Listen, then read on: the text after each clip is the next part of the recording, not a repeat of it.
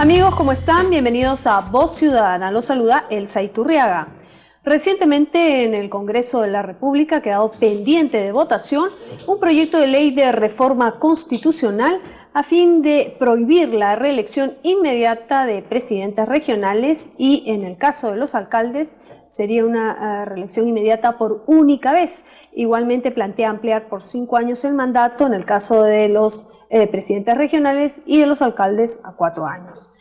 También va a variar la denominación de estos a gobernadores. Ese es el planteamiento y ya ha sido bastante debatido aquí en el Parlamento Nacional. Sin embargo, es un tema bastante polémico y para hablar sobre ello hemos invitado al doctor Alonso Navarro Cabanillas, presidente de la Asamblea Nacional de Gobiernos Regionales y también presidente de la región Ica. Además nos acompaña el doctor Martín de Acevedo García, consultor de gobiernos locales y regionales. Les damos la más cordial bienvenida. Antes de iniciar este diálogo, vamos a ver una breve encuesta para poder medir, digamos, la percepción de la gente respecto de este importante tema. Adelante. Es necesario que se releve con otras personas que también pueden hacer buen trabajo en su región, ¿no? A raíz de todas estas experiencias que estamos viendo de la corrupción, yo pienso que sí no debe haber reelección, porque también eso de que surjan o hayan nuevos presidentes es el surgimiento de nuevos líderes. Hace tiempo debe ser eso, el mandato debe ser por 4 años y deben de eliminar esa ley de que se debe reelegir porque hay donde hay corrupción. Claro, por supuesto que estoy de acuerdo en que no haya reelección inmediata. ¿Y por qué? Porque eso es lo que ocasiona la corrupción. Cuando un gobierno se mantiene muchos años, como ocurre en muchas instituciones, viene la corrupción. Por supuesto que sí. ¿Por qué? Porque la reelección es una forma de perpetuarse en el poder.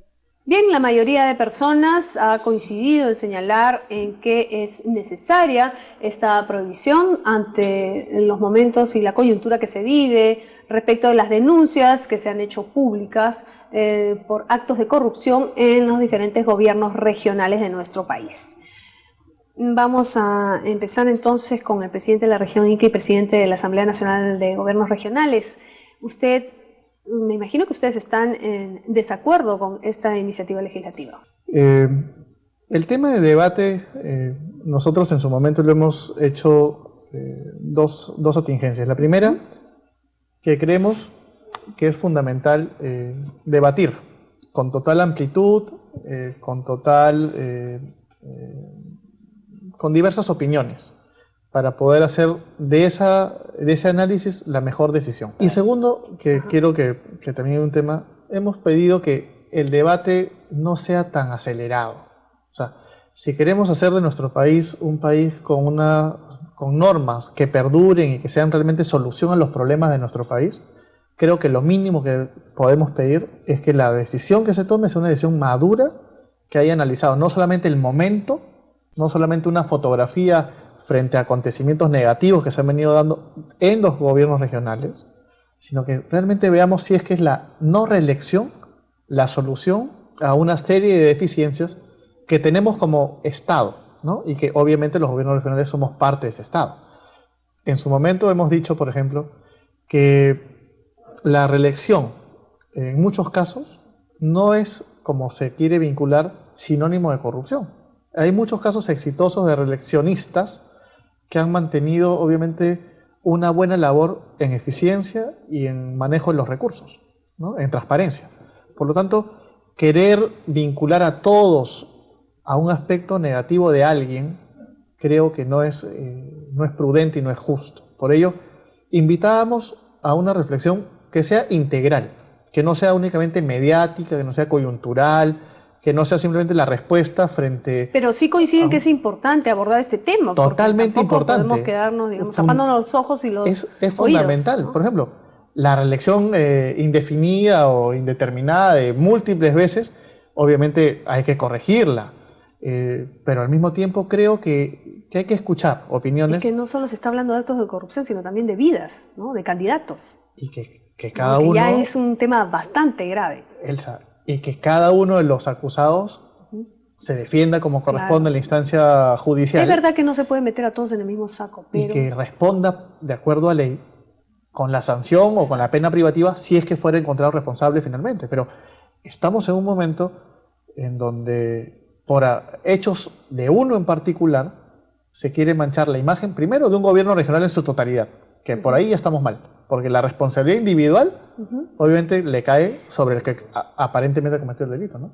Pero, doctora Acevedo, ¿esta ley podría solucionar de alguna manera o, digamos, colaborar con el tema anticorrupción? La ley por sí misma y sola, como está viniendo, es solamente una herramienta o un elemento de varios aspectos que tienen que ser enfocados en la descentralización y específicamente en la regionalización. Hay que hacer un alto en el camino de esa regionalización que hace 10 o 12 años empezó en forma muy apurada, muy apresurada, una regionalización departamentalizada que está pagando ahora sus consecuencias, habida cuenta, entre otras cosas, la cantidad de presupuesto que tiene transferido versus un sistema de control que no ha funcionado desde el punto de vista del sistema nacional de control. Estamos hablando de la Contraloría, que tiene que avanzar en un país que crece y se desarrolla y tiene mejores recursos también regionales y para municipalidades distritales y provinciales. Entonces el sistema que va controlando esos egresos tiene que también perfeccionarse y mejorarse, porque solo el proyecto que permite solamente recortar el mandato de las autoridades regionales y municipales para evitar solo la reelección, que es uno de los elementos o una de las herramientas que ha distorsionado un poco el camino del sistema, como dice el doctor Navarro, no son todos, pero estamos hablando pues de 1.842 autoridades municipales y estamos hablando de 26 autoridades regionales. Estamos hablando de un buen sector y al final de cuentas, como tú decías, de vidas y de personas que están esperando de esas autoridades justamente un desarrollo descentralizado, desconcentrado y bastante bien Doctor, ¿se puede decir que ha habido exceso de confianza en el tema de la mal llamada regionalización? Digamos, la descentralización se hizo de manera muy informal, apresurada, como bien señaló usted. Yo le escuchaba al doctor Navarro que decía que hay varios estamentos de fiscalización en el camino. Lo que pasa es que la mayoría de ellos no ha hecho su trabajo bien.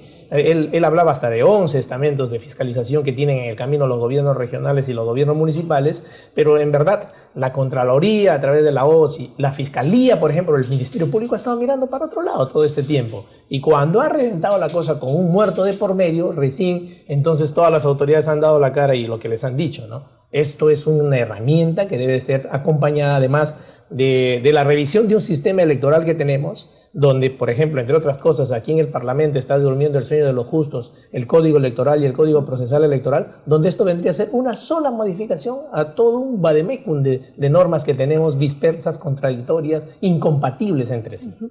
Doctor Navarro, ¿cuál es el punto, digamos, más álgido para usted, digamos, que discrepa en todo caso del proyecto de ley? Bueno, nosotros, y quiero complementar lo que ha dicho el doctor Acevedo, él ha mencionado en estos breves minutos una serie de temas que son parte de una reforma integral de lo que es el Estado, y en este caso no solamente mecanismos electorales, sino también mecanismos operativos y de gestión pública. Hemos hablado no solamente de ver el tema del Código Electoral, que está pendiente, en donde tiene que ir de la mano obviamente con un mejoramiento de la ley de partidos políticos, para que se elijan realmente de mejor criterio quiénes son los candidatos al Congreso, quiénes son los candidatos a la alcaldía y a los gobiernos regionales. Entre otras cosas que van a permitir que obviamente mejore la representación de nuestras autoridades, ¿no? En el caso del proyecto específico que acorta la reelección de los gobiernos regionales, que amplía 5 años, que le cambia el nombre, por ejemplo, yo creo que cambiar el nombre es un tema totalmente irrelevante. O sea, creo que obviamente todos y cada uno de los peruanos sabemos que el presidente del Perú es uno solo. O sea, pero se da también en otros países, ¿no? Podría ser, pero digo, apresurarse a querer modificar la Constitución por un tema de este tipo, sabiendo que la enmienda constitucional requiere de un esfuerzo y de un tiempo de nuestros constituyentes que vayan únicamente a ese tema, creo que es querer poner pues parches al articulado de la Constitución de manera simplemente momentánea. Bueno, pero entonces, ¿qué se debe de Por ejemplo, hacer? De manera inmediata. Que se debata lo que el presidente del Perú ha anunciado y en la cual se nos ha invitado a ser parte de estas reformas a lo que es la ley de descentralización que incluye a los gobiernos regionales, ¿no? O sea, debatir, creo yo, con el tiempo que merece, no sin pausa, pero sin prisa, porque podríamos terminar dictando normas de remedio que posiblemente no curen nada, que es lo que, por ejemplo, ahorita vemos. O sea, la no reelección, manteniendo un sistema de elección de candidatos totalmente embudo, o sea, totalmente abierto, sin tener filtros de calidad en la selección para representantes, creo pero ese que... es un tema que se viene arrastrando hace años. Pero no es de ahora. por eso, el tema es oportuno en esta coyuntura evaluar no solamente lo que ha pasado hace 2 meses, que recién se ha descubierto, ¿no? Sino ver realmente como país. Este Estado, y permíteme esta idea, la organización de nuestro Estado y sus sistemas jurídicos, sus normas, tienen quizás una creación en épocas donde el país, en aquella situación económica, era un país de escasos recursos, ¿ya? En donde el candado era la característica común a la labor que debía realizar el Estado peruano. Hoy el Estado peruano, el país en general, 20 años después, tiene unas características con otra dinámica y por lo tanto las leyes tienen que ser también adecuadas a la nueva dinámica social, económica de nuestro país. Doctor de Acevedo, ¿cuál fue el mayor problema de la descentralización? ¿Por qué llegamos a este punto de corrupción, estos niveles de corrupción? Me parece porque desde el gobierno nacional tampoco se tuvo una visión clara, desde el momento que se creó esta regionalización departamentalizada, una visión clara de la forma como el país debería crecer y de hecho creció, ¿no? Y se desarrolló. Vinimos arrastrando taras como esta regionalización departamentalizada, no verificar y fiscalizar las grandes obras de infraestructura que necesitan las regiones y que debe ser en colaboración y con conocimiento del gobierno nacional para verificar, por ejemplo, represas, puentes, trenes que a veces se hacen en el camino, por ejemplo, estudios carísimos, costosísimos, que no se sabe pues si la ejecución de la obra va a ser viable, va a ser en verdad factible y va a solucionar un problema respecto de la infraestructura que la región necesita en algunos aspectos. Y a eso hay que agregarle que el Sistema Nacional de Control se dejó estar, la Contraloría seguía funcionando hasta hace 2 años solamente en Lima, hasta hace 1 año ya en 6 provincias y en 10 provincias, cuando ella ha debido de estar ya desconcentrada y descentralizada desde un principio. Y a eso agregarle medidas económicas de verificación de los proyectos, de un SNIP que no solamente funcione para verificar si el proyecto está siendo asignado una partida presupuestal pertinente y oportuna, sino que también la ejecución de esa partida y de esa obra, en efecto, se haya llevado a cabo con un calendario y con un cronograma de ejecución y de verificación que no permita pues actos de corrupción, actos de lavado de dinero, ese tipo de actos que ha hecho que el sistema se vuelva en algunas regiones de bandos que se disputan un botín de 954 millones de soles como en Ancash o en otros sitios, que son las excepciones, pero son las fallas del sistema de descentralización y de regionalización que hay que corregir y que con solamente esta ley de no reelección probablemente no se corrija. Dentro de un par de periodos vamos a tener elecciones municipales cada 4 años, elecciones regionales cada 5 años, elecciones presidenciales cada 6 años, porque van a estar montadas sobre el calendario y vamos a estar yendo anualmente a este proceso. Por ello viene en conjunto el sistema electoral que se está viviendo, el asunto de los partidos políticos y finalmente tener la visión clara de que estas autoridades nacionales y subnacionales deben ser elegidas quizás en una sola oportunidad para que no se presente también el hecho de que aquel que pierde tratando de ser congresista, bueno, le queda todavía la posibilidad de ser presidente regional o alcalde provincial. Todo eso va distorsionando el sistema. Para ordenar el sistema. Así es. Bien, vamos a hacer una breve pausa y retornamos con más aquí en Voz Ciudadana. No se muevan.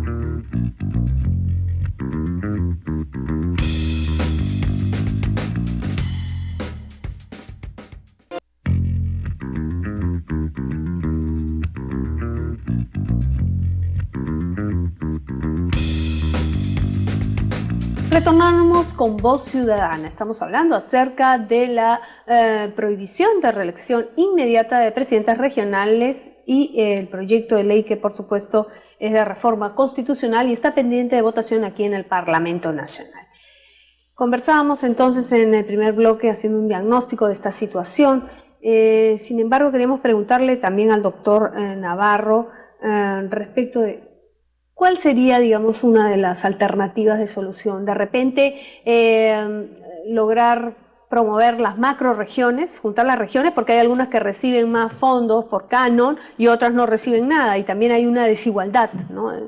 Yo quiero mencionar acá... De manera transversal, para que sea... Que como Asamblea Nacional de Gobiernos Regionales, desde hace seguramente 2 o 3 años, nosotros hemos pedido que se ponga en agenda de debate nacional temas fundamentales.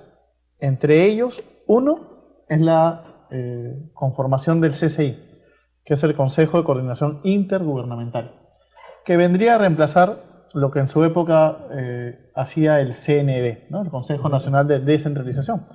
Hoy día nuestro país, y valga como una crítica constructiva, no tiene un espacio en donde se articulen políticas regionales, municipales y la política nacional a nivel de ejecutivos. Por lo tanto, que eso es básico, ¿no? Por lo tanto, hemos pedido, ¿no? con todo el respeto que merecen a quienes corresponde determinar la creación de este CCI e implementarlo, que por favor se apure, ¿no? Nosotros hemos confiado que el Premier Cornejo, con quien nos reunimos hace 2 meses, lo iba a hacer en estos 2 meses, seguramente ha estado ocupado en otros temas, pero le invocamos que es fundamental, más allá de la coyuntura que quieren reformar y quieren corregir ciertas cosas, creo que el Estado merece para una optimización de esfuerzos tener ese SSI ya implementado. Para una mejor gestión, claro, ¿no? Y coordinaciones, ¿no? Yo permítame una anécdota pequeña. Acabo de salir de la Comisión de Presupuesto, en donde me preguntaban por qué habíamos invertido tan poco dinero en el sector turismo en Ica, como gobierno regional. Y mi respuesta fue, hemos invertido poco porque el Ministerio de Turismo, el MINCETUR, ha invertido un montón de fondos ya en Ica para potenciar el turismo. Entonces, el Estado es uno solo.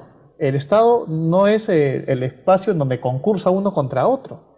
Entonces, si claro, no es una competencia. No es una competencia. Si yo veo que ya un ministerio atiende con gran parte de su presupuesto necesidades que podría yo cubrir, no tengo por qué duplicar esfuerzos y más bien orientar estos recursos a otros sectores que aún están pendientes de atención. Termino con las propuestas de la Asamblea. CCI, que hasta ahora no se pone. El segundo que hemos puesto en debate es la distribución del canon minero, la redistribución y los criterios que se tienen para redistribuir. Es un tema que también ya se estaba debatiendo acá en el Parlamento. Y que es un tema fundamental, ¿no? O sea, nosotros vemos noticias de pueblos hermanos, simplemente distanciados muchas veces por una calle, que uno tiene en sus cuentas del Banco de la Nación 100 millones y el otro no puede ni siquiera pagarle la planilla a sus trabajadores, a realidades cercanas a escasos 15, 20 minutos. Claro, son temas que están pendientes de corregir. Son temas fundamentales y que de una u otra forma tienen que ir de la mano con lo que mencionó el doctor Acevedo, con los mecanismos de control y fiscalización de ese dinero que es dinero de todos los peruanos. Por ejemplo, así es. Son temas que quisiéramos realmente abordar y no solamente mediáticamente, ¿no? En ese sentido, doctor Acevedo, queríamos consultarle respecto del tema de las inversiones. Si el gobierno central invierte a través de los ministerios de los diferentes sectores en determinados gobiernos regionales, entonces, como en el caso de Ica, ¿no? En el caso de turismo, ¿es necesario entonces que se haga este tipo de inversiones? ¿Hay que corregirlo o dejar que únicamente lo haga el gobierno regional? No, de acuerdo con lo que acaba de decir el doctor Navarro. Ahí hace mucho tiempo no se ha debido hacer eso, se desactivó el Consejo Nacional de Descentralización, se dejó minimizado a una secretaría que encima comenzó a transferir funciones y competencias a los gobiernos regionales sin la capacitación debida, sin el fortalecimiento de capacidades y sin transferir en efecto presupuesto a estas regiones para esos temas, como fue el de la educación y el de la salud. la regionalización o municipalización de la educación y de la salud respectivamente, en el camino ha resultado un fracaso. ¿Por qué razón? Porque no hay una articulación desde el gobierno nacional con los gobiernos subnacionales a que se debería hacer y se debió hacer y se debe volver a generar su fortalecimiento y su creación, porque ahí está minimizado en la PCM como una secretaría de descentralización. Eso por un lado. Y por otro lado, desde el punto de vista de la inversión propiamente dicha, el Ministerio de Economía, ahora que en el Perú hay dinero porque hay desarrollo justamente, debe haber una mejor distribución versus la fiscalización del tipo de obra que se va a generar o para el cual se está transfiriendo dinero. Y por supuesto que la reforma de la distribución del cano, donde 10% del cano va para el resto de los gobiernos subnacionales, regionales y municipales, y la gran cantidad se queda en San Marcos y en Echarate, en distritos específicamente que no han logrado desarrollar y que además la cantidad de dinero les rebalsa. Terminan haciendo estadios para 5.000 personas y son 3.000 en el pueblo. Terminan haciendo mercados modelos para 200 puestos y son 30 comerciantes en el pueblo. Entonces esas cosas y esas paradojas se tienen que ir corrigiendo en el camino y no basta solamente una no reelección de las autoridades. Es bueno porque va a traer quizás un freno a aquellas camarillas que se forman alrededor de una autoridad y van de periodo en periodo y tienen no solamente 3, 4, 5, 6 periodos de gobierno municipal y que han desarrollado un sistema perverso de la forma como manejar el dinero para tratar de ir generando, en verdad, poco desarrolla la ciudadanía y el creer que siempre está pendiente algo más por hacer y consecuentemente 4 años más de gobierno. Y eso no es exacto también en la práctica. Es bueno este tipo de gobierno transversal, pero también es bueno la reforma del sistema electoral con el Código Electoral y con el Código Procesal Electoral, Doctor como ya Navarro, dijimos. si me permite, ¿debería devolver el CND o mantenerse el manejo, digamos, de la regionalización a través de la PCM? ¿No? ¿O cuáles serían los requisitos que debería de tener? El CCI es ya el espacio que durante meses se ha venido discutiendo y que ha logrado tener el consenso tanto de la Asamblea Nacional de Gobiernos Regionales, de las asociaciones de alcaldes, AMPE, REMURPE, y de los propios funcionarios del gobierno nacional. Creo que el CCI es hoy día, en su implementación, ya lo que se ha ido preparando en base justamente al consenso entre los 3 niveles de gobierno y por lo tanto que se implemente lo más pronto posible, ¿no? ¿Qué es el pedido que está haciendo de la PCM? Nosotros hemos hecho ese pedido y esperamos que el Premier Cornejo, que dijo que lo iba a hacer, pronto lo manifieste ya con la creación e implementación, ¿no? ¿Debería de perfeccionarse esta norma, este proyecto de ley que está pendiente de votación? Pienso que tiene algunos vacíos, ¿no? Por ejemplo, se toca el tema de la revocatoria solamente para las autoridades municipales y se está dejando la revocatoria para las autoridades municipales, para las autoridades regionales no. Es una tara que debe ser perfeccionada en el Código Electoral y Procesal Electoral. Y también se está dejando que el cargo es irrenunciable. En la práctica, la irrenunciabilidad del cargo de autoridad regional o municipal ha traído, sobre todo en gobiernos locales, el caso patético de San Isidro. El señor se quería ir y él no podía ir porque no se pudo ir porque el cargo era irrenunciable. Terminó falleciendo en el ejercicio del cargo cuando él ya se sentía enfermo 2 años antes. ¿Y por qué razón? Porque a través de la vacancia no hay forma de probar cuando una autoridad dice yo estoy enfermo, pero no puede probar en sí mismo que esté enfermo. Entonces otro ciudadano tiene que decir, oiga señor, usted está enfermo, tiene SIDA, pero pruebe que tiene SIDA. ¿Por qué? Porque el Jurado Nacional de Elecciones ha dicho que ese certificado médico tiene que ser del sistema de salud o del sistema de hospitales. Eso no le dan a nadie, sino al propio paciente, en base al secreto del médico, del profesional del médico. Entonces esas cosas se tienen que ir puliendo para que en efecto no haya reelección más adelante, se estén en un cronograma donde calcen las autoridades municipales, regionales y nacionales en un solo proceso electoral, donde además se ahorraría muchísimo dinero para elegir a todas las autoridades, que ojalá venga dentro del 2019 pues, o el 2021, ¿no? Pero esta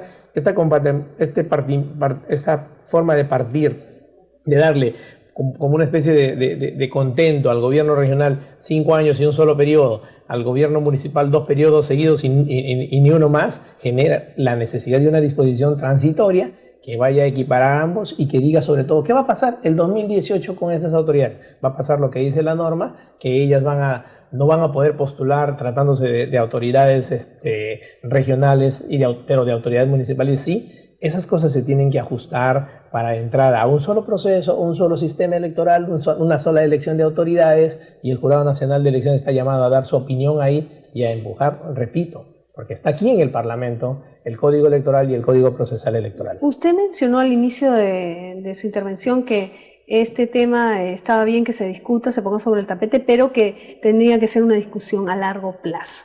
¿Cuáles serían los alcances, en todo caso, Elsa, que debería de...? Más que largo plazo, he usado una frase, creo que es coloquial, sin pausa, pero sin prisa. Sin duda alguna, el Estado, el Perú, necesita una reforma en estos aspectos, sin duda alguna. Pero no es lo que yo creo, lo que finalmente tengo que imponer, sino que creo que tiene que ser un debate maduro, abierto, variado en opiniones, que permita realmente evaluar qué es lo mejor, ¿no? O sea, finalmente la generación de presidentes regionales que estamos hoy día, dejamos el cargo muchos, Dios mediante, el 31 de diciembre. Habrá quizás algunos que sean reelectos en esta oportunidad en octubre y dejarán el puesto de acá a 4 años. En su caso no se está presentando. Yo no, pero por lo menos hagamos que esta vez la reforma que se quiere hacer a nuestra Carta Magna, que no es cualquier ley, no es cualquier norma, sino es nuestra Carta Magna, nuestra ley fundamental. Obviamente que sea realmente una reforma pues madura, no apurada, no apresurada, no mediática, no solamente porque quiero aparecer con propuestas, sino que realmente sea reflejo de una madurez política que hoy día el ciudadano común y corriente exige de sus autoridades regionales, congresales y en general todos, ¿no? Sobre todo que tratándose de una reforma constitucional no va a, digamos, a decir, bueno, después corregimos la ley.